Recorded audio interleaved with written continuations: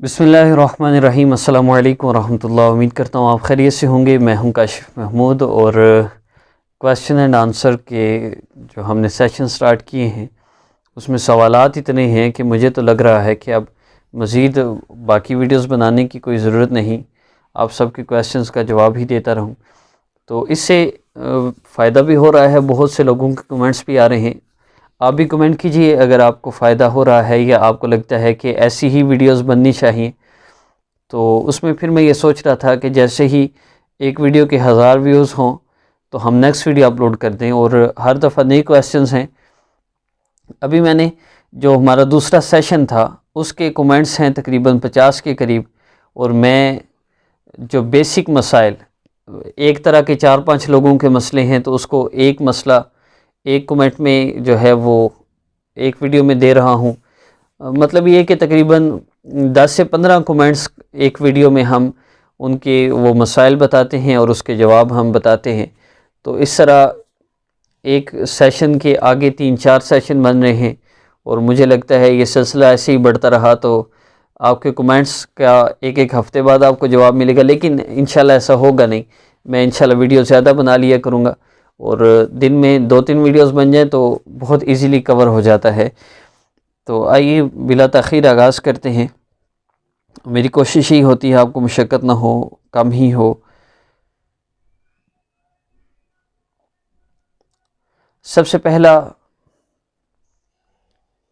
Comment है, चेहरे की खूबसूरती दिन ब दिन कम होती जा रही है और रंगत में भी फ़र्क पड़ा है, और वो फरमा रहे हैं कि जिल्द जो है वो ख़राब हो रही है। तो इसके लिए सबसे पहली चीज़ तो ये कि मुझे पता नहीं क्यों इश्काल हो रहा है, मैंने बिस्मिल्लाहिर्रहमानिर्रहीम शुरू से पढ़ी है ये नहीं, खैर अब पढ़ ली है ना। तो चलिए आगाज़ करते हैं। चेहरे की खूबसूरती के लिए एक तो आप दरूद शरीफ कसरत से पढ़ें, सल्लल्लाहु अलैहि वसल्लम सबसे मुख्तसर दरूद पाक है, आप इसको पढ़ लीजिए, लेकिन पढ़िए ज़रूर सल्लल्लाहु अलैहि वसल्लम मुस्तकिल। इसको कम से कम रोज़ाना 1000 मरतबा आप इस दरूद पाक को ज़रूर पढ़ें इंशाल्लाह।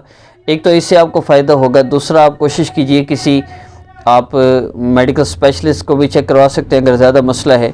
तीसरा, आप सूरह फातिहा 7 मरतबा पानी पर दम करके उसे इस्तेमाल करें, उससे भी इंशाल्लाह आपको बहुत फ़ायदा होगा, और यही काफ़ी है। सूरह फातिहा पढ़ें, दुरूद शरीफ कसरत से पढ़ें, बावुज़ू रहें, इससे भी आपको बहुत फ़ायदा होगा। ये 3-4 बेसिक टिप्स हैं, अगर आप इन पे अमल कर लें तो मेरी ये राय है कि आप पहले यही कर लें। किसी डॉक्टर को दिखाने की ज़रूरत फ़िलहाल नहीं है, लेकिन अगर दिखाना भी चाहे तो मना नहीं है, सुन्नत की नीयत से इलाज करवाना चाहिए। तो बाकी सेहत अल्लाह रब्बुल इज़्ज़त के हाथ में है। बावुज़ू रहें, दुरूद पाक कसरत से पढ़ें, नमाज की पाबंदी करें, और कोशिश कीजिए कि आपको ज़्यादा से ज़्यादा वक्त ये दुरूद शरीफ पढ़ने में ही आपका लगे। दूसरा मसला है, किसी के दिल से गलत फ़हमी दूर करने का तरीका वजीफ़ा बता दें। किसी के दिल में गलत फ़हमी, और अमूमी तौर पे हम हकीम लुकमान रहीमुल्लाह फरमाया करते थे कि अगर तुमसे आके कोई बंदा जिसकी एक आँख किसी ने निकाल दी, उसको इतना मारा, तो तुमसे आके वो शिकायत करता है कि फ़लाँ ने मेरी आँख निकाल दी, तो उस बंदे के बारे में जिसके बारे में ये बात कर रहा है उसके बारे में कभी भी अपनी राय का इजहार न करो जब तक कि तुम उसे ना देख लो। हो सकता है ये उसकी दो निकाल के आया हो और यहाँ आकर तुमसे कुछ बयान कर रहा हो। गलत बयानी बहुत ज़्यादा है और इसकी वजह से गलत फहमियाँ बहुत ज़्यादा होती हैं। आपको गलत फहमी है, आप उसी वक्त क्लियर करें कि भाई मुझे ये मसला हो रहा है, क्या वाकई ऐसा है, इसमें क्या मसला है।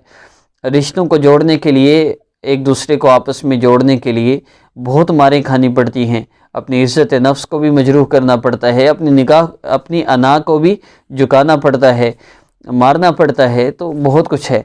अगर कोई गलत फहमी का शिकार हो गया है, अब आपसे सुलह नहीं कर रहा, तो आप दो काम करें। एक तो ये कि आप सूरह यासीन पढ़ें, सूरह यासीन रोज़ाना सुबह पढ़ के उस बंदे को इस सूरह यासीन का अजर हदिया करें कि अल्लाह सूरह यासीन का ये जो अजर है मैं इसको हदिया करती हूँ, आप इसके दिल को मेरे लिए नरम फरमा दें। और दूसरा ये कि उस बंदे की उस गलत फहमी को भी दूर करने की कोशिश करें।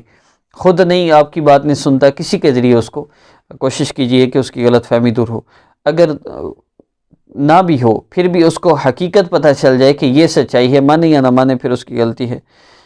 तो تیسرا سوال ہے کیا واقعی چینج یور لائف کورس سے مسائل حل ہوتے ہیں؟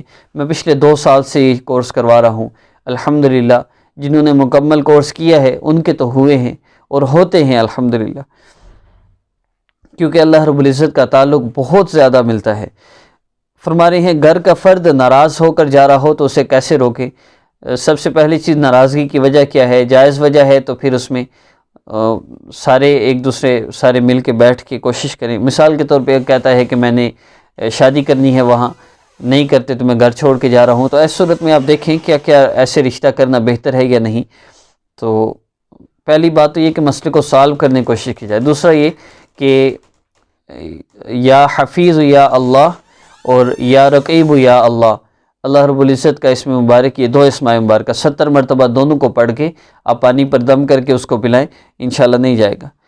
آخری سوال ہے شوہر خیال نہیں کرتا، بیٹا بہت ضدی ہے، شوہر کے لیے یا ودود 70 مرتبہ پانی پر دم کر کے استعمال کیا کریں اور پانی پلائیں۔ میں پچھلی ویڈیو میں بھی عرض کر چکا، بیٹا بہت ضدی ہے کیا کریں؟ تو اس کے لیے آپ بیٹے کے لیے ایک تو سورہ فاتحہ اس کو آپ 11 مرتبہ پڑھ کے دم کریں، اور دوسرا کام آپ نے یہ کرنا ہے کہ جب بیٹا سویا ہو تو اس کے ماتھے پر ہاتھ رکھ کر آپ نے سورہ فاتحہ پڑھنی ہے اور اس کے ماتھے پہ دم کر دینا ہے، انشاءاللہ ضد بھی چھوڑ دے گا اور ٹھیک بھی ہو جائے گا۔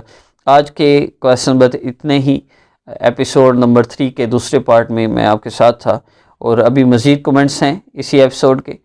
یہ دوسرے سیشن کو ہم تیسرے سیشن میں ہم جواب دے رہے ہیں، اور چوتھا سیشن مزید انشاءاللہ ہوگا۔